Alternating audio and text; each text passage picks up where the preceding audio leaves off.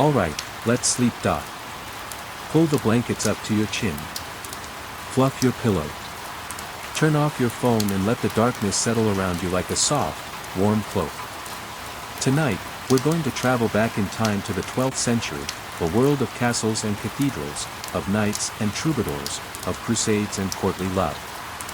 And we're going to meet a woman who was, by any measure, one of the most remarkable people ever to walk the earth. Her name was Eleanor. She was born around 1122, in a time when women were supposed to be quiet, obedient, and invisible. But Eleanor was none of those things. She was loud, she was proud, she was brilliant, and she was utterly, magnificently unstoppable. She was the Duchess of Aquitaine in her own right, Queen of France, Queen of England, Mother of Kings, Crusader, prisoner, and, in her old age, the ruler of an empire that stretched from the Scottish border to the Pyrenees. She lived to be over 80 years old, an age that was almost unheard of in the 12th century, and she packed more drama into her life than most people could fit into 10. She was married to 2 kings, gave birth to 10 children, went on a crusade, survived a shipwreck, led a rebellion against her own husband, spent 16 years in prison, and then, when she was finally released, went on to rule England while her sons were off fighting in foreign lands. This is her story. And it begins, as all good stories do, with a death. The inheritance. The year was 1137. The place was the city of Bordeaux, in the southwest of France. A young girl, barely 15 years old, stood in a great hall, surrounded by nobles, bishops, and the solemn faces of men who had come to pay their respects. Her father, William X, Duke of Aquitaine, had just died, not in battle, but on a pilgrimage to Santiago de Compostela, in Spain. He had been a great warrior, a patron of the arts, and the ruler of one of the largest and richest territories in all of Europe. And now, all of it, the vast lands, the castles, the wealth, the power, had passed to his daughter. Eleanor was the heiress to Aquitaine, a region that was larger than the Kingdom of France itself. It stretched from the Loire River in the north to the Pyrenees in the south, from the Atlantic Ocean in the west to the mountains of the Massif Central in the east. It was a land of rolling vineyards, fertile plains, and formidable castles. It was also a land with its own culture, its own language, and its own fierce independent spirit. The people of Aquitaine did not consider themselves French, they considered themselves Aquitanians, and they were proud of it. Eleanor had been raised in this world. Her father had seen to it that she was educated, not just in the usual feminine arts of embroidery and household management, but in literature, music, history, and politics. She could read and write in Latin, which was more than most kings could do. She could speak the langue d'oc, the poetic language of the troubadours, as well as the langue d'oil of northern France. She knew the songs of the courtly love tradition, the stories of the Knights of the Round Table, and the complicated web of alliances and rivalries that made up the politics of her time. She was also, by all accounts, stunningly beautiful. The chroniclers of her day described her as elegant, comely, and of great beauty. She had striking features, large, intelligent eyes, a clear complexion, and a presence that could fill a room. But it was not just her beauty that made her remarkable, it was her intelligence, her charm, and her sheer force of personality. People who met Eleanor never forgot her. Now, at 15, she was the richest and most eligible bride in Europe. Every king, every duke, every ambitious nobleman wanted to marry her, and with her, to gain control of Aquitaine. But Eleanor was not just a passive prize to be won. She had her own ideas about what she wanted. The King of France. Within weeks of her father's death, Eleanor received a proposal. It came from Louis VI, the King of France, a shrewd, cunning old man who had been watching the situation in Aquitaine with keen interest. He knew that whoever married Eleanor would control a territory that dwarfed his own kingdom. He also knew that if he did not act quickly, someone else would die. Louis VI proposed that Eleanor marry his son and heir, Prince Louis. The prince was a young man, about the same age as Eleanor, but he could not have been more different from her. Louis was shy, pious, and deeply religious. He had been raised in a monastery, destined for the church, until his older brother died and he suddenly found himself heir to the throne. He was uncomfortable with power, uncomfortable with women, and deeply uncomfortable with the worldly, sophisticated world of Eleanor's Aquitainian court. But Louis VI did not care about compatibility. He cared about Aquitaine. He sent his envoys to Bordeaux, and they offered Eleanor a deal: marry Prince Louis, and become Queen of France. It was a dazzling prospect, and Eleanor accepted. The wedding took place on July 25, 1137, in the Cathedral of Saint-André in Bordeaux. Eleanor wore a magnificent gown, and her new husband wore a crown that had been hastily borrowed from a local church. The ceremony was grand, but it was also rushed. Louis VI was dying, and he wanted to see his son married before he passed. Within a month, the old king was dead, and Eleanor and Louis were crowned king and queen of France. They were both in their teens, and they were now the rulers of the most powerful kingdom in Europe. Or so it seemed. In reality, Louis was a weak and indecisive king, and Eleanor quickly grew frustrated with him. She was used to the lively, sophisticated court of Aquitaine, where poetry and music and conversation were valued. Louis preferred prayer and fasting. She was used to independence and freedom. Louis was used to obedience and submission. She was used to being listened to. Louis was used to being ignored. The marriage was not a happy one. The Crusade. In 1145, a crisis erupted. The Crusader states in the Holy Land were under threat from the Muslims, and the Pope called for a new crusade, the Second Crusade. Louis, eager to prove his piety and his military prowess, decided to lead the expedition himself. And Eleanor, restless and ambitious, decided to go with him. It was an extraordinary decision. Women did not go on crusades. They stayed at home, prayed for their husbands, and managed the household while the men were away. But Eleanor was not an ordinary woman. She insisted on accompanying Louis, and she gathered a retinue of ladies-in-waiting to join her. She also brought her own troops, a contingent of Aquitanian knights who were loyal to her, not to the king. The crusade was a disaster from start to finish. The army was poorly supplied, poorly led, and constantly harassed by the enemy. They marched across Europe, through the Balkans and into Asia Minor, and everywhere they went, they faced hardship and defeat. Louis proved to be a disastrous military leader, indecisive, timid, and unable to inspire his men. But Eleanor shone. She was brave, resourceful, and charismatic. She organized supplies, negotiated with local rulers, and kept the morale of her troops high. She also made a powerful ally in her uncle, Raymond of Poitiers, who was the ruler of the Crusader state of Antioch. Raymond was a charismatic, sophisticated man, and he and Eleanor got on famously. They spent long hours talking, laughing, and, according to some rumors, sharing much more than conversation. Louis was furious. He was jealous of Raymond, suspicious of Eleanor, and deeply humiliated by his own failures. He ordered Eleanor to leave Antioch, and when she refused, he dragged her away by force. The crusade continued to falter, and eventually, Louis and Eleanor returned to France in disgrace. The marriage was now beyond repair. Louis and Eleanor had 2 daughters, but no son, and Louis desperately needed a male heir. He began to look for a way to end the marriage, and Eleanor, equally eager to escape, agreed. In March 1152, their marriage was annulled on the grounds of consanguinity.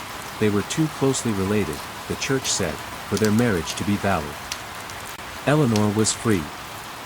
The kidnapping and the escape. But freedom came at a price.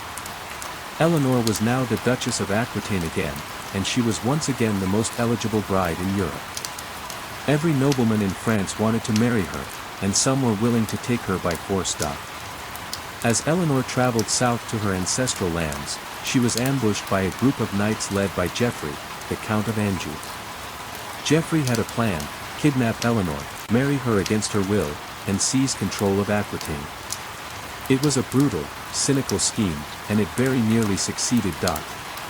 But Eleanor was not a woman to be taken against her will. She escaped, how, we do not know, but she did, and she made her way to the safety of her own lands. And then, she made a decision that would change the course of history. She sent a message to Geoffrey's older brother, Henry Plantagenet. Henry was the Count of Anjou and the Duke of Normandy, and he was also the heir to the English throne. He was young, ambitious, and, by all accounts, intensely attractive. Eleanor proposed that he marry her instead. Henry was delighted.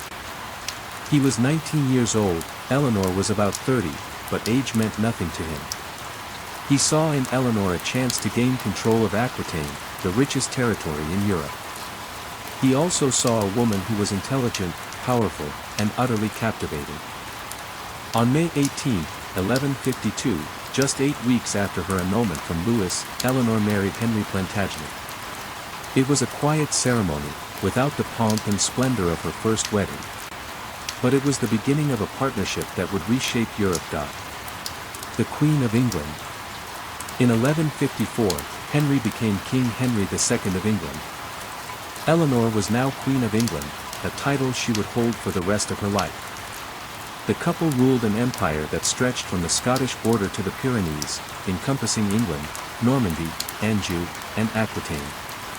It was the largest domain in Europe, and it was held together by the force of their personalities. For the first decade of their marriage, Henry and Eleanor were a formidable team. They were both intelligent, ambitious, and ruthless. They worked together to consolidate their power, to crush their enemies, and to build a strong, centralized government. Henry was a brilliant administrator and a tireless worker. Eleanor was a skilled diplomat and a shrewd political operator. They also had children, lots of them. Eleanor gave birth to 10 children over the course of her marriage, including 5 sons who survived to adulthood. The most famous of these were Henry the young king, Richard, who would later be known as the Lionheart, Geoffrey, and John, who would later be known as the worst king in English history. Eleanor doted on her children, and she was fiercely protective of their interests. But as the years passed, the marriage began to sour. Henry was a notorious womanizer, and he had numerous mistresses. He also began to neglect Eleanor, treating her more as a political ally than as a wife. Eleanor, who had always been used to being the center of attention, resented this deeply. The final straw came in 1173. Henry the young king, Eleanor's eldest son, was frustrated with his lack of power. He was supposed to be the heir to the throne, but his father refused to give him any real authority. So Henry the young king decided to rebel. He gathered a coalition of allies, including his brothers Richard and Geoffrey, and they launched a full-scale revolt against their father. And Eleanor, to the shock of everyone, supported them. The rebellion. It was the greatest betrayal a wife could commit against her husband. Eleanor, the Queen of England, the Duchess of Aquitaine, the mother of the king's children, had joined the rebellion against her own husband. She provided money, troops, and political support to her sons. She even sent her own bodyguard to protect them. The revolt was a disaster. Henry II was a brilliant military commander, and he crushed the rebellion with ruthless efficiency. The young king and his brothers fled to France, and Eleanor was captured. Henry was furious. He had trusted Eleanor, and she had betrayed him. He could not execute her, she was the queen, and she was too powerful to kill, but he could imprison her. And he did. For the next 16 years, Eleanor was a prisoner. She was kept under house arrest in various castles across England, including Salisbury, Winchester, and Old Sarum. She was not allowed to see her children, not allowed to communicate with her allies, not allowed to participate in politics. She was a queen in name only, a prisoner in her own kingdom. But Eleanor did not give up. She used her imprisonment to reflect, to plan, and to wait. She knew that her sons would not forget her. She knew that one day, she would be free. And she was right. The freedom. In 1189, Henry II died. His son, Richard, now known as Richard the Lionheart, ascended to the throne. And one of his first acts as king was to release his mother from prison. Eleanor was now in her late 60s, an old woman by the standards of the time. But she was not finished. Richard appointed her as his regent, the ruler of England in his absence, while he went off on the Third Crusade. Eleanor accepted the role with enthusiasm, and she proved to be an extraordinarily capable ruler. She traveled across England, settling disputes, raising money for Richard's crusade, and maintaining order in a kingdom that was often on the brink of chaos. She was tough, decisive, and utterly fearless. She also showed remarkable diplomatic skill, negotiating with the French king, the Pope, and various other rulers to protect England's interests. When Richard was captured and held for ransom by the Duke of Austria, Eleanor took charge of the negotiations. She raised the enormous sum of 150,000 marks, a fortune, and secured Richard's release. It was one of the greatest diplomatic achievements of the century, and it was accomplished by a woman in her 70s. Richard died in 1199, and his brother John became king. John was a disaster, weak, greedy, and incompetent. He managed to lose most of the English possessions in France, including Normandy and Anjou. But Eleanor, now in her late 70s, continued to rule Aquitaine with an iron fist. She was determined to protect her ancestral lands, and she refused to let John squander them. The final journey. In 1200, at the age of about 78, Eleanor undertook one last great journey. She traveled across the Pyrenees mountains, through the harsh terrain of northern Spain, to the Kingdom of Castile. Her mission was to select a bride for her grandson, the future King of England. She chose a young princess named Blanche of Castile, and she escorted her back across the mountains to France. It was an extraordinary journey for a woman of her age. The Pyrenees were treacherous, the weather was harsh, and the roads were dangerous. But Eleanor was not deterred. She was the Duchess of Aquitaine, and she had a job to do.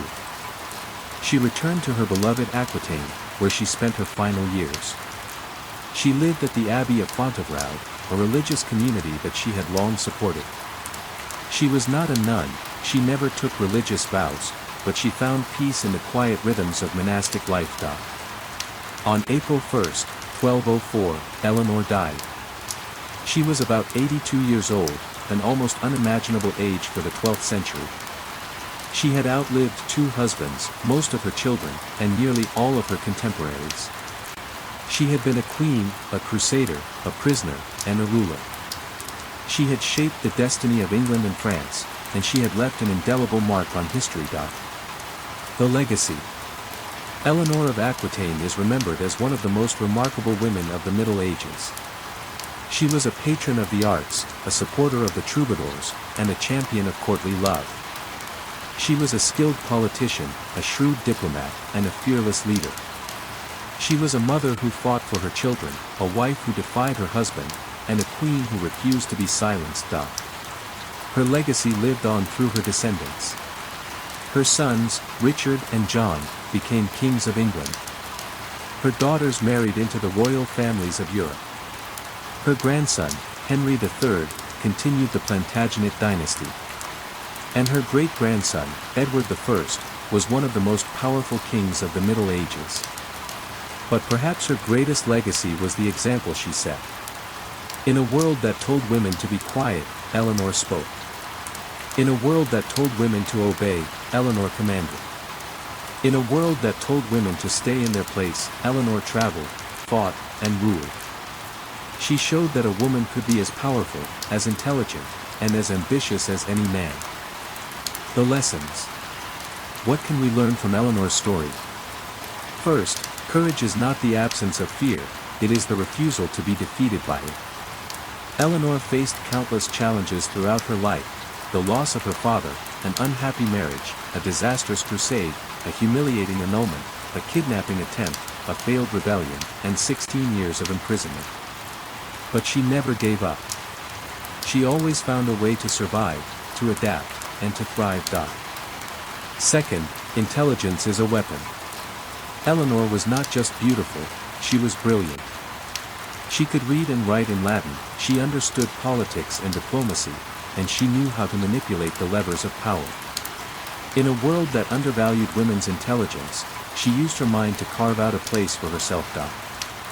Third, family is both a source of strength and a source of pain. Eleanor loved her children fiercely, but her sons also caused her the greatest heartbreak.